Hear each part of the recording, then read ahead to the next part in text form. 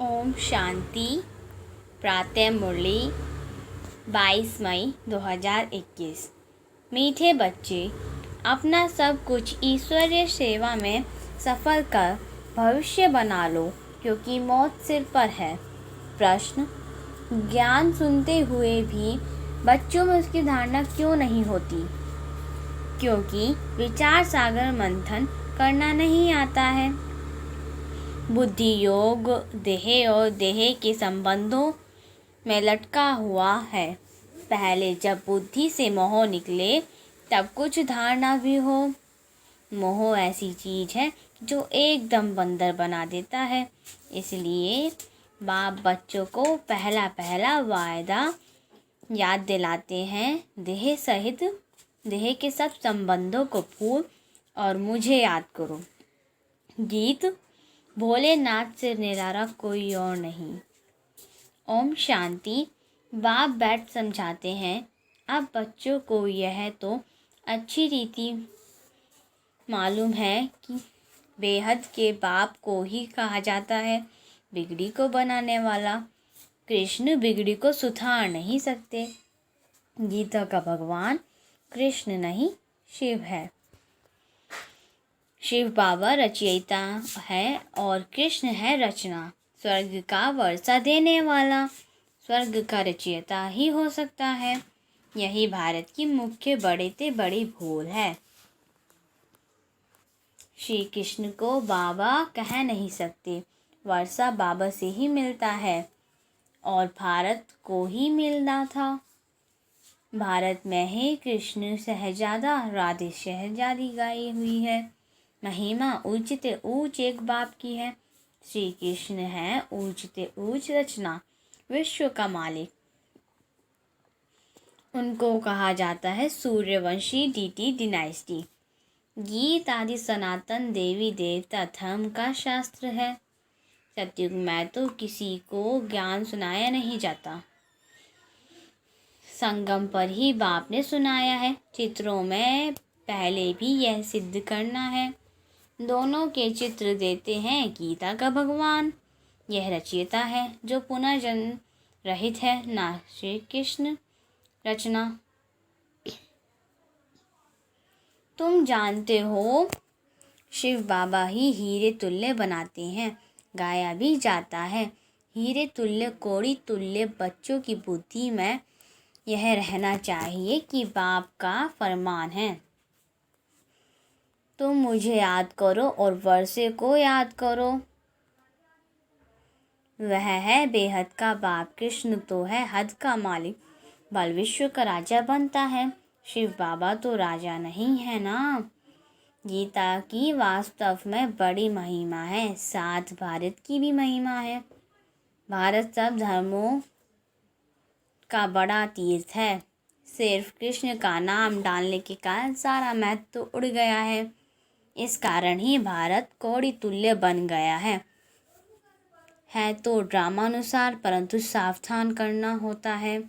बाप समझाते हैं, दिन प्रतिदिन गुह्य बात सुनाते रहते हैं, तो फिर पुराने चित्रों को बदलकर दूसरा बनाना पड़े, यह तो अंत तक होता ही रहेगा। बच्चों को बुद्धि में अच्छी रीति रखना चाहिए। शिव बाबा हमको वर्षा दे रहे हैं, कहते हैं माँ में कम याद करो तो विकम विनाश होंगे। कृष्ण को याद करने से विकम विनाश नहीं होंगे। वह सर्वशक्तिमान तो है ही नहीं। सर्वशक्तिमान बाप है, वर्षा भी वही देते हैं। मनुष्य कृष्ण को ही याद करते रहते हैं। अच्छा समझो, कृष्ण ने कहा है, वह भी कहते हैं देह के संबंध छोड़ माँ में कम याद करो। आत्मा तो बाप को याद करेगी ना। कृष्ण तो सभी आत्माओं का बाप नहीं है। यह सब विचार सागर मंथन कर बुद्धि में धारण करना चाहिए। कोई मोह में फंसने के कारण फिर धारणा नहीं कर सकते। तुम गाते आए हो और संग तोड़ आप संग जोड़ेंगे। मेरा तो एक दूसरा ना कोई, परंतु मोह फिर ऐसी चीज है जो एकदम बंदर बना देती है। बंदर में मोह और लोभ बहुत होता है। साहूकार लोगों को भी समझाया जाता है कि अभी मौत सामने खड़ा है, यह सब ईश्वरीय सेवा में लगाओ, भविष्य बना लो। परंतु बंदर मुआफिक लटक पड़ते हैं, छोड़ते ही नहीं हैं। बाप कहते हैं जो भी देह सहित देह के संबंध हैं उनसे बुद्धि योग हटाओ, बाप की श्रीमत पर चलो।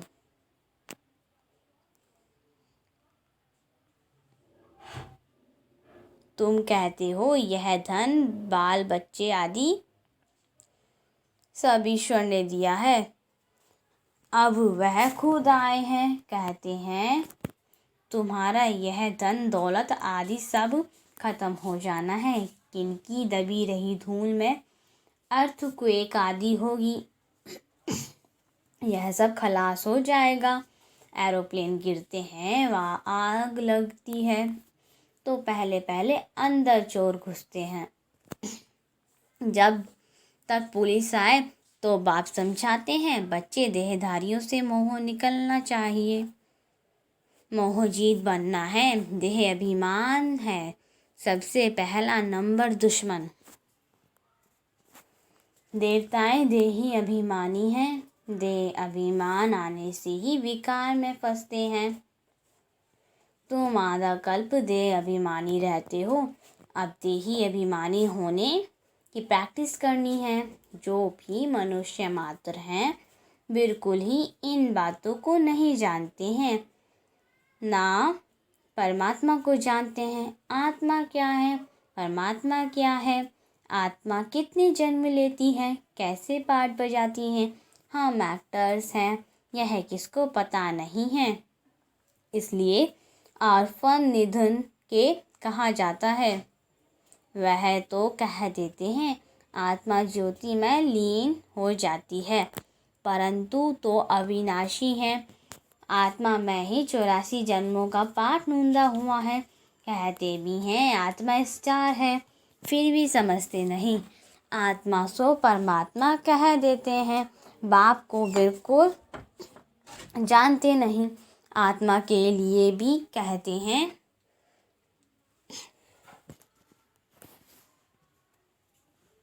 भ्रिकुटी के बीच में सितारा चमकता है।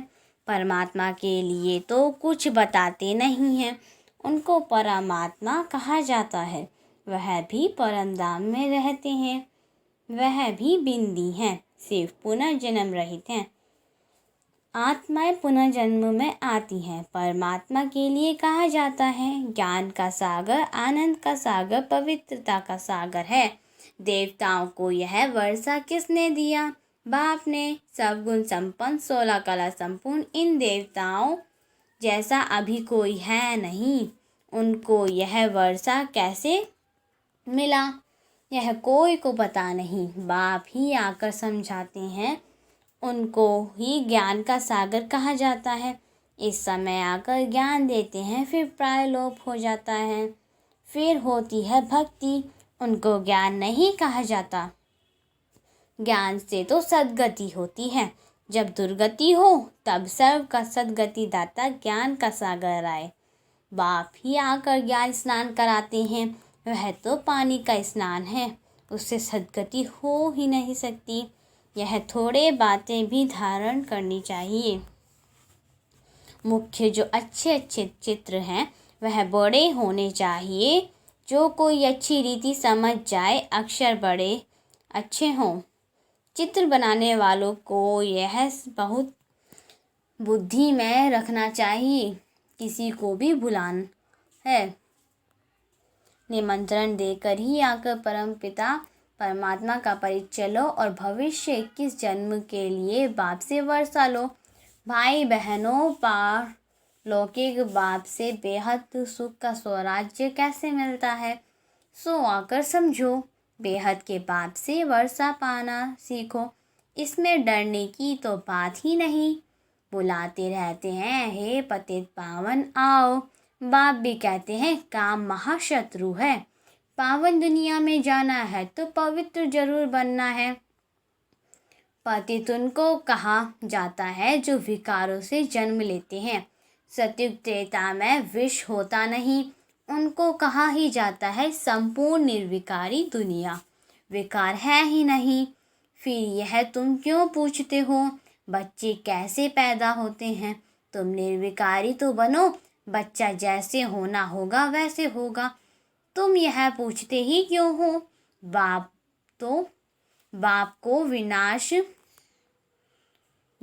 बाप को याद करो तो जन्म जन्मांतर के विकर्म विनाश हो जाए। यह है ही पाप आत्माओं की दुनिया, वह है पुण्य आत्माओं की दुनिया। यह अच्छी रीति बुद्धि में बैठाना है। भक्ति का फल भगवान आकर देते हैं। बाप ही सर्व की सदगति का स्वर्ग का मालिक बनाते हैं। बाप कहते हैं अब पवित्र बनो, माँ में कम याद करो। यह है महामंत्र। बाप से वर्षा जरूर मिलेगा।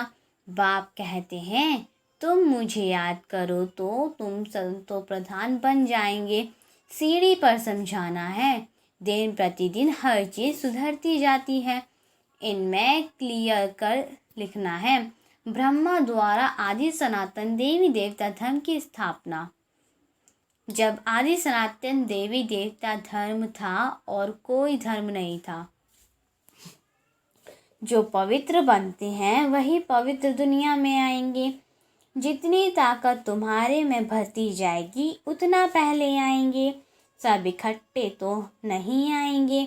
यह भी जानते हो सतयुग त्रेता में देवी देवताएं बहुत थोड़े होते हैं।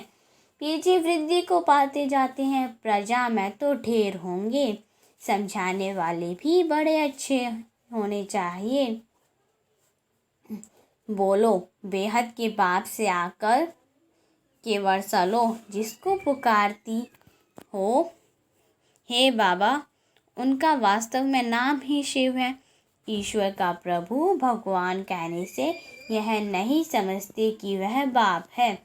उनसे वर्षा मिलना है। शिव बाबा कहने से वर्षा याद आता है। उनको कहते हैं शिव परमात्मा है। नाम परमात्मा का नाम तो बताओ। नाम रूप से न्यारा कोई नहीं है। उनको तो शिव नाम है। सिर्फ शिवाय नमः भी नहीं कहना है। शिव परमात्माय नमः है।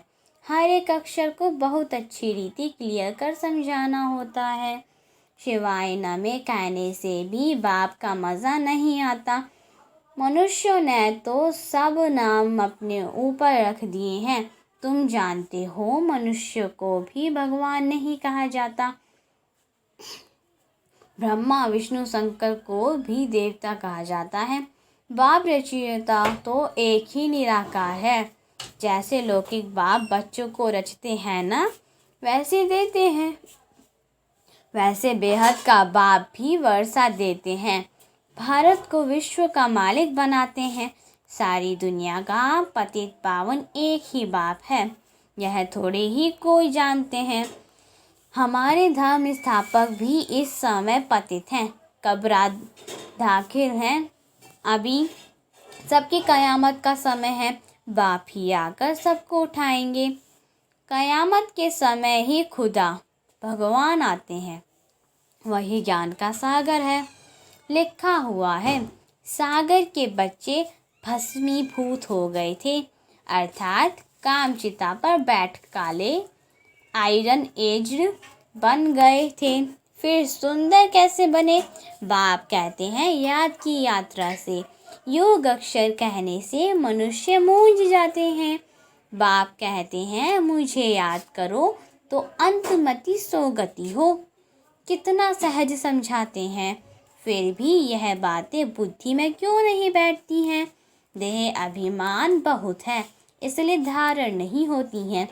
बाबा बड़ी अच्छी युक्ति बताते हैं। बेहद के बाप ने जिसको याद करते हैं उसने क्या आकर किया? भारत को स्वर्ग बनाया था। हद का वर्षा तो जन्म जन्मांतर लेते आए हो। अब बेहद के बाप से 21 जन्म के लिए बेहद का वर्षा लो।